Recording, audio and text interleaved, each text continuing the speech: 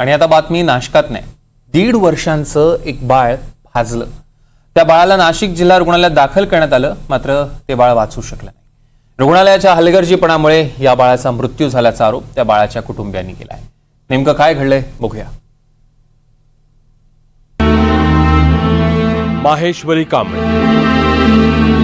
अवघ्या 19 महिन्यांचं हे बाळ आज या जगात नाहीये, पण या जगातून जाताना माहेश्वरीनं आपल्या आरोग्य व्यवस्थेचा फोलपणा उघडकीस आणलाय.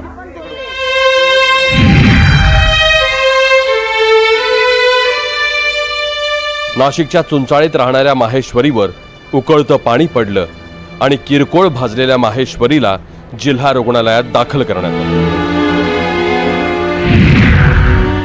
खेळत होते बाहेर आणि आता लहान लेकरू कसं कुठे एका जागी थांबत नाही.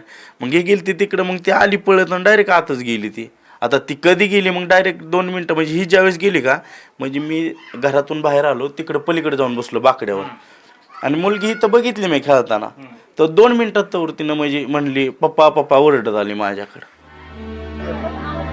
रुग्णालयात उपचार सुरू झाले, पण रुग्णालयातली अनागोंदी त्या चिमुरडीच्या जीवावर उठल्याचा आरोप कुटुंबियांनी केला.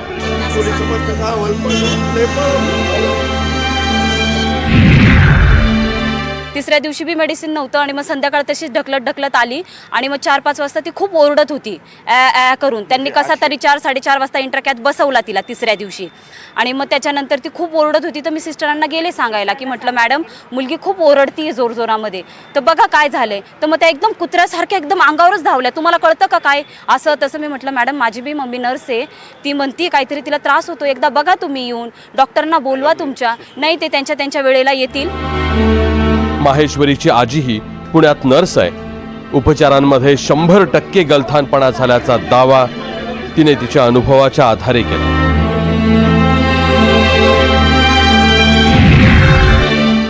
आरेमो डॉक्टर आहे, सगळेच डॉक्टर त्याच्यामध्ये. आता हे जरी आरेमो डॉक्टर जरी तिथे असतातच. आता आम्ही प्रायव्हेटला काय करतो, आम्हाला पेशंट जर सिरियस वाटला तर पहिले आरेमो डॉक्टर बघतात.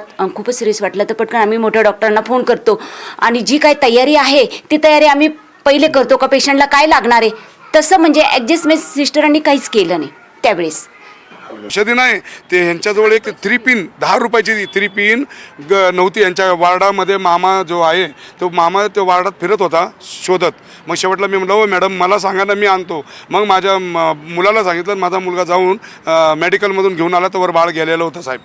एक 10 रुपयाची पिन, म्हणजे हे करोडो रुपये गेल्यात कुठं. 18%. धक्कादायक गोष्ट ही की माहेश्वरी केवळ 18% भाजलेली असताना ती 38% भाजल्याचा रिपोर्ट रुग्णालयानं दिल्याचा आरोप कुटुंबियांनी केला आणि त्यासाठी रुग्णालयाने 18% भाजल्याचं मान्य करणारा व्हिडिओही रेकॉर्ड केला. लिहून द्या फक्त. आम्ही PM वरती टक्के जाळलेलं म्हणे 18%. 18-20 का 20%. तुला दुपारचं इंजेक्शन नव्हतं का? काहीच नव्हतं का? फक्त एकमेकांवर ढकलले. इव्हनिंग मॉर्निंग करत तुम्ही स्वतः विचारा. मॅडम होतं का नव्हतं सांगा ना. दिवसभरात त्याची पोरगी आज जिवंत असती माझी. अरे बाई काहीतरी बोल ना, तू डॉक्टर तुम्ही बी इमानदारीमध्ये सांगा, खरंच तिला तुम्ही दिवसभरात ट्रीटमेंट दिलेली आहे. या प्रकरणात आम्ही रुग्णालयाचीही बाजू जाणून घेतली, पण रुग्णालय प्रशासन अजूनही चौकशी समितीतच अडकलं.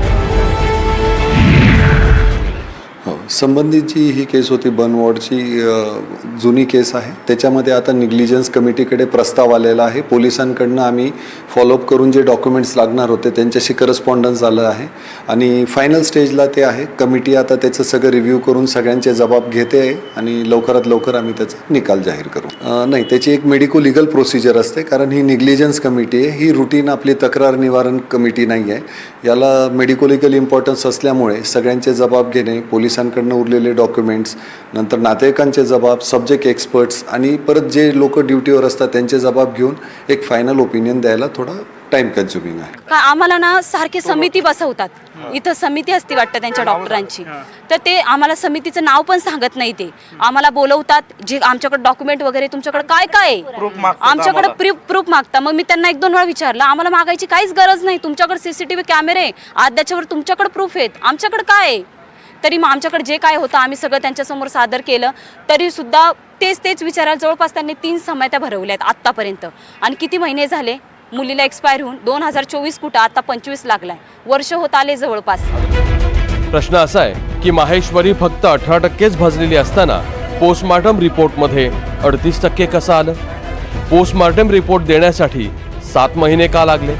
जिल्हा रुग्णालयात सीसीटीव्ही असताना हलगर्जीपणा झाला की नाही हे का तपासलं जात नाही? आणि माहेश्वरीच्या मृत्यूला जबाबदार कोण याचं उत्तर आजही का मिळत नाही?